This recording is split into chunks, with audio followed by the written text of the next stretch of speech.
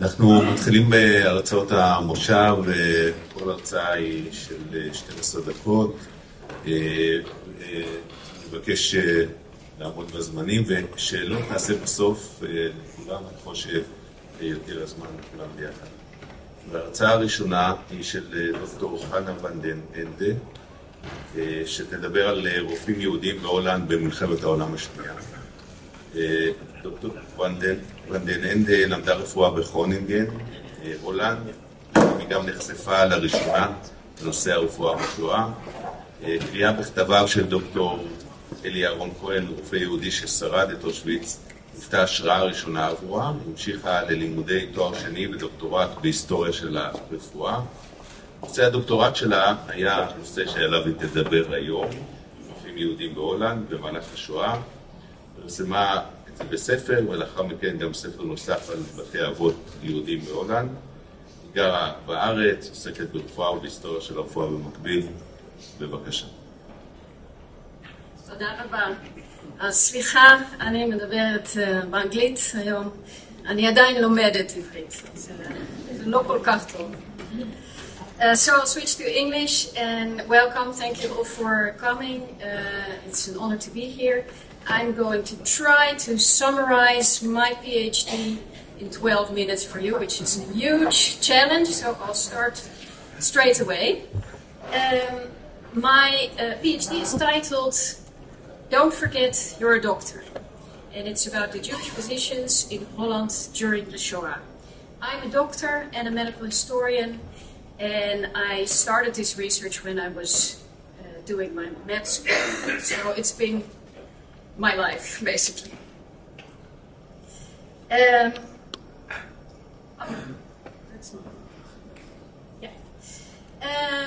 The title, Don't Forget You're a Doctor, comes from this man, Hans Keilson. He was a psychiatrist, and I interviewed him as one of the 200 interviewees that I had during my research. And his father told him this: son, don't forget you're a doctor. And it was at the moment that they were forced to say goodbye forever during the Shoah. And to me this was fascinating. As a medical student, I wanted to know, what did he mean with that? What was so special about being a doctor? So I started to find whatever I could find about experiences, fates, moral dilemmas of Jewish doctors in the Netherlands during the Second World War. And my core fascination was, what was the meaning of being a doctor? And I found out that Keilson Sr. was right. It had a very crucial meaning to be a doctor. So I created a database of 534 Jewish physicians with a Dutch license to practice, and sometimes they were refugees from Germany, but with a Dutch license to practice, and according to the Nazi standards, registered as Jews. And this group gave me all sorts of even statistical information. They were practicing before 1940 in a country that did not have a strong history of anti-Semitism. The Jewish doctors were just ordinary Dutch doctors, part of an elite group that saw themselves as morally a bit superior, with a calling to help others. Not as a job, but as an identity, 24/7. You were a doctor. And I called this neo-romantic gentleman-physician view paternalistic altruism. And this is very important. But when the Nazis invaded in May 1940, everything changed. The Nazis, first of all, registered and then isolated the Dutch Jews from the rest of the population, which meant for the doctors in the first year of the occupation, no Jewish doctors in government functions. And then a ban on treating non-Jewish patients. And strange situations occurred that one couldn't have imagined beforehand at all. In case of an emergency on the street, when you have a calling to help whenever it's needed, of course you rush there to help and give the medical care that is needed. But now, if the patient might be not Jewish and you couldn't ask, you could not start helping, resuscitating, doing whatever was necessary. And one of my doctors, Bertolt Stockfish, wrote about this specifically in his diary, and I'll read you a small citation. I saw an accident in which somebody gave first aid the wrong way. The victim had an epileptic seizure, and his jerking movements were restrained by two men. I could not just stand there and watch this. I asked the police officer if he could tell the men to let go. Looking at the victim was, of course, not allowed. Okay. And then, working in isolation meant working in the sort of state, within a state that was created, headed by the Jewish Council. Here you see the Jewish Council of Amsterdam. And at first it seemed medically normal work, just doing what they did before only for the Jewish population. But it changed in early 1942 when they had to perform medical examinations for Dutch labor camps. And in hindsight, that was the first step in deportation towards Poland. So it was frowned upon. You wouldn't like to go to this labor camp. So medically strange practices occurred. It fits. You probably suffer from headaches, don't you? No? Well, then you're likely to have a walking impairment. Not at all? Then you must have a heart condition. No. Really? Then I have to declare you unfit. You are meshuga. You wouldn't want to be declared fit for this work, so they tried to find reasons that were non-existent to disapprove people. And this is the beginning of what I call medical sabotage. The use of medicine in order to save people. And this became even more important in the next stage. From July 1942 onwards, the Dutch Jews were deported out of the country through the transit camp of Westerbork. And now everybody was in danger. Except in the first half year, the sick people, the hospitals were spared. So you can already see what importance there was for medicine and what role there was for medical sabotage. It was the new task of doctors to make people sicker instead of better. And in this deportation phase, often the metaphor is used of a shipwreck and everybody trying desperately to find a lifeboat. Medicine was a lifeboat, and it lasted relatively long.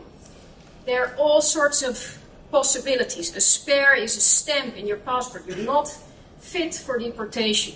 False medical declarations, staged sickbeds, hospitalizations that were for no reason, sham operations even, cutting in healthy bodies, and false declarations of sterility of people that were in a mixed marriage, and if they were deemed sterile, not able to produce children, they were spared from deportation. And one of the doctors that was a medical sabotage master was Hermann Herschel. You see him here operating. He's the one whose face you can actually see. And I'll tell you what he did. His cousin was summoned to present for a train to Westerbork. After that, he would be sent to a German labor camp, so he was told. He didn't want to go, obviously. He asked for Hermann's help. Hermann went to his home, gave him a sleeping pill, and then made a cut in his head, took some blood, injected that into his orbits. For the doctors among us, you know what's going to happen. Then he made some scratches with sanding paper, making it look like an actual skull fracture. He called an ambulance, and the cousin was admitted to a non-Jewish hospital. Successfully.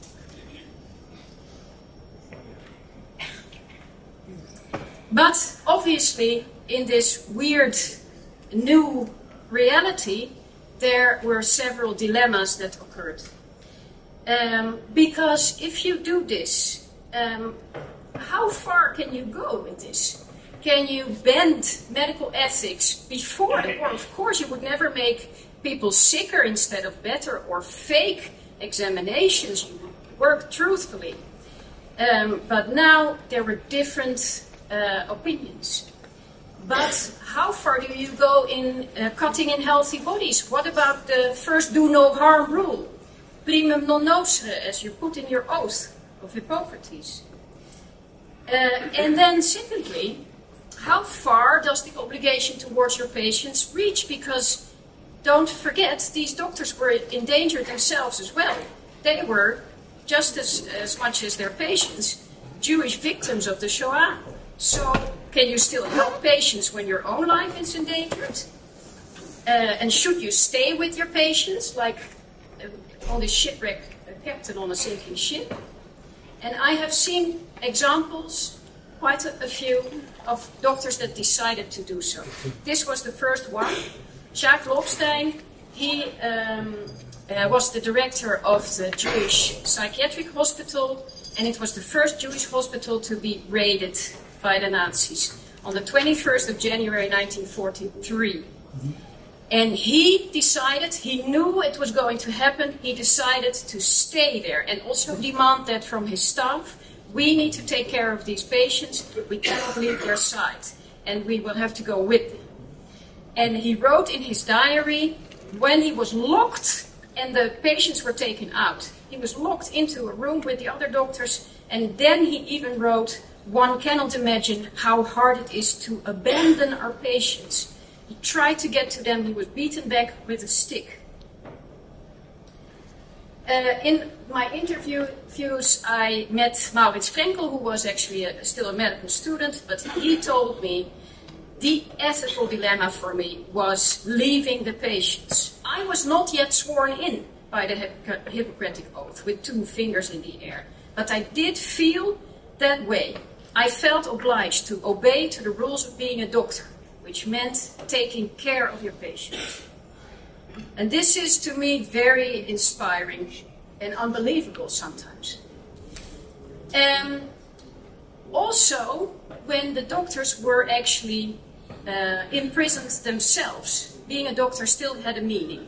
In the transit camp, Westerbork, the biggest hospital of the whole of the Netherlands arose, because they tried to expand and expand to make themselves important, to make it possible for patients to stay within the Dutch borders and not be deported. So the same situation, but here it was much more obvious that if you try to put somebody in the hospital, take him off the list of the next train, somebody else was put instead of him. So the dilemma was even harder.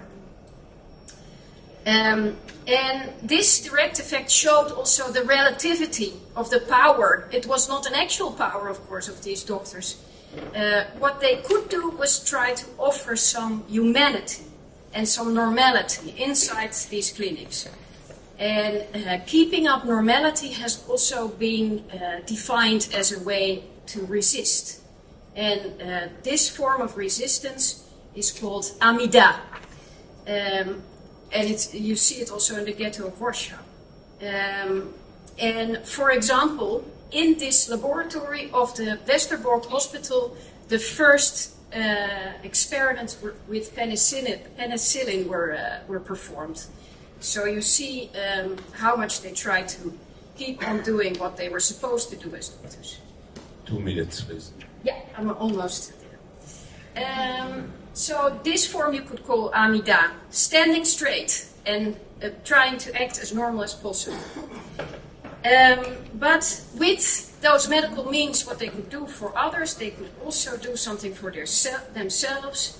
And for example, this Dr. Leo Schwab had himself declared a goed proportioneerde Zuid-Ariër, a well-proportioned South Aryan by an anthropometric colleague, and he was declared not Jewish. And this was easier for doctors to access. And a lot of these examples exist, which shows in the survival chances of the doctor a huge difference with the general Jewish population. So a much higher survival chance for our doctors. Out of the 534 doctors, only 253 were deported, and 1/3 of them, of the people that were deported, survived. And if you compare that with the horrible Dutch Jewish survival chance in general, out of the 140,000 Jews, 107,000 were deported, and only 1 in 22 came back. So you see that this is it had an enormous meaning also for the survival chances of the physicians themselves. So concluding, being a doctor sometimes lost its meaning, but mostly did play a role, both in chances of survival as in caring for others, patients, and it provided the doctors with tools to save themselves and others they could resist with their medical means, but sometimes by bending pre-war medical ethics to a new set of rules applicable to the new situation. And for myself and fellow physicians, and that's why I like to stress the importance of adding this sort of information to the medical curriculum. And in the Netherlands, they use this book now for the medical curriculum in 2 universities. We, as doctors of today, we can learn a bit of this. It's very old to speak about paternalism, but paternalistic altruism, like these people saw themselves as morally obliged to take care of others, it's very, very inspiring. We can all be a bit more fatherly or motherly nowadays. Thank you.